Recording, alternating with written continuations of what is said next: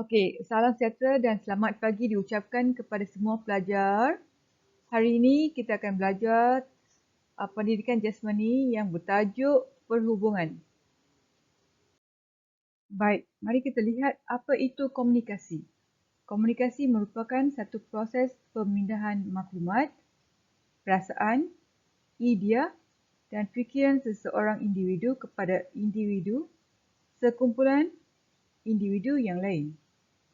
Okey, komunikasi terbahagi kepada dua jenis iaitu lisan dan bukan lisan. Komunikasi lisan merupakan percakapan untuk menyampaikan maklumat kepada penerima. Komunikasi bukan lisan adalah berdasarkan tingkah laku. Perhubungan interpersonal dapat membantu untuk memahami perlakuan setiap individu berkomunikasi. Komunikasi. Komunikasi lisan merupakan proses komunikasi yang menggunakan percakapan untuk menyampaikan maklumat kepada penerima. Okey, komunikasi bukan lisan merupakan komunikasi yang tidak menggunakan percakapan, iaitu kita boleh menunjukkan dari segi tingkah laku kita ataupun dari segi fizikal. Okey. Contoh tingkah laku ialah pergerakan badan dan intonasi. Fizikal pula susun atur bilik murid, kelengkapan dan perhiasan bilik belajar murid. Baik, mari kita lihat komunikasi lisan dan bukan lisan. Okey. Contoh kebaikan komunikasi lisan ialah maklumat boleh melalui saluran komunikasi dengan cepat dan sampai kepada penerima. Okey, keburukan komunikasi lisan, penghantar ataupun penutur tidak pandai berkomunikasi dengan baik, mungkin tidak dapat menyampaikan maklumat. Itu ialah dari segi komunikasi lisan. Yang bukan lisan pula, komunikasi bukan lisan, mesej boleh disesuaikan dengan bakal penerima, manakala keburukan pula, komunikasi bukan lisan, penghantar tidak mempunyai kawalan terhadap mesej yang dihantar dan tidak boleh menentukan pembacanya. Jadi, bila kamu tengok pada skrin ini, kamu boleh nampak ada seorang bercakap dengan lagi satu orang. Okey, bagaimana dia bercakap? Dia menggunakan mikrofon ataupun pembesar suara kan? Okey, itu ialah dikira sebagai lisan. Proses komunikasi yang menggunakan percakapan untuk menyampaikan maklumat kepada penerima, iaitu orang lain. Baik, skrin ini menunjukkan gambar raja bukan lisan, iaitu dari segi tingkah laku ataupun fizikal.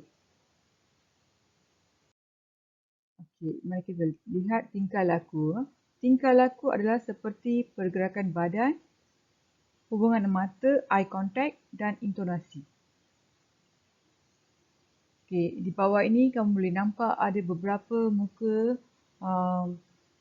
expression orang kan. Okey, itu ialah pergerakan badan untuk menunjukkan jenis tingkah laku yang dia nak tunjukkan kepada kita, iaitu komunikasi bukan lisan. Baik, skrin ini menunjukkan beberapa pelajar angkat tangan. Nampak tak pelajar? Okey, ini ialah dikatakan sebagai komunikasi bukan lisan, iaitu komunikasi bukan lisan berunsur bukan fizikal, iaitu terdiri daripada reka bentuk, kelengkapan dan perhiasan pejabat. Okey, seterusnya komunikasi interpersonal.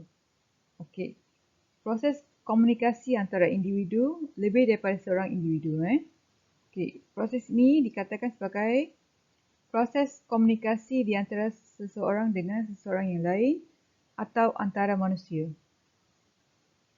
Proses komunikasi ini sangat berkesan kerana ia melibatkan unsur maklum, maklum balas serta berdasarkan lapangan yang sama. Okey, kamu tengok di sini interpersonal merujuk kepada kemahiran berinteraksi dengan individu lain atau sekumpulan individu seperti ahli keluarga, rakan, guru dan jiran. Ia melibatkan kemahiran komunikasi secara lisan dan bukan lisan. Perhubungan interpersonal melibatkan penyampaian dan penerimaan mesej antara dua atau lebih individu. Ini melibatkan semua aspek komunikasi seperti mendengar secara aktif, pembujukan, penegasan, komunikasi bukan verbal dan sebagainya terhadap ahli keluarga, rakan, guru dan jiran.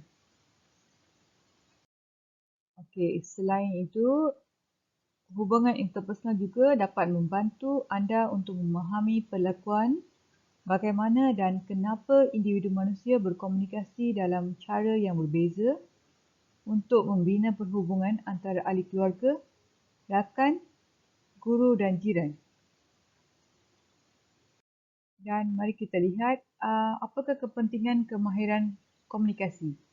Sebagai manusia, kita tidak dapat lari daripada salah faham, konflik dan ketegangan dalam perhubungan berkesan antara ahli keluarga, rakan, guru dan jiran. So, masalah yang sering berlaku dalam komunikasi berkesan. Mari kita lihat apakah masalah dia. Konflik, pertumbungan dan pertentangan antara dua orang yang berbeza, mengendalikan rungutan dan aduan, mengendalikan kemarahan orang, mengendalikan orang yang bersikap autokratik, mengendalikan orang yang menikam dari belakang, mengendalikan orang yang sentiasa mencari salah orang lain. Baik, akhir sekali kita tengok cara berkomunikasi dengan ahli keluarga, guru, rakan dan jiran. Okey, yang pertama, sapaan atau salam. Apabila seorang individu atau diri kita sendiri berjumpa dengan orang lain, kita perlulah membuat sapaan atau salam yang akan mewujudkan komunikasi di antara dua pihak. Okey, yang kedua, ikhlas dan jujur. Sikap ini perlu ada dalam diri individu bagi membentuk komunikasi. Jika diri kita tidak jujur dan ikhlas, maka sesuatu komunikasi mungkin tidak akan terjadi kerana tiada siapa yang akan mempercayai seseorang individu jika tidak jujur. Nombor 3. Mendengar dengan aktif. Kita perlulah menjadi seorang pendengar yang baik. Bukan setakat itu, kita juga mesti menjadi pendengar yang aktif supaya apa yang telah diterima akan dapat diaplikasikan dalam diri. Yang keempat, soalan yang tak sensitif. Mengemukakan soalan yang disukai oleh pihak lain. Soalan yang baik menjadikan komunikasi ini akan menjadi lebih menarik. Okay, yang kelima, senyuman dan mimik air muka. Ia juga boleh mewujudkan komunikasi di antara dua pihak. Misalnya, dengan memberikan senyuman kepada seseorang akan menunjukkan kita menghormati orang lain dan juga menunjukkan budaya kita. Baik pelajar, ini ialah tajuk pada hari ini iaitu perhubungan. Sekian, terima kasih.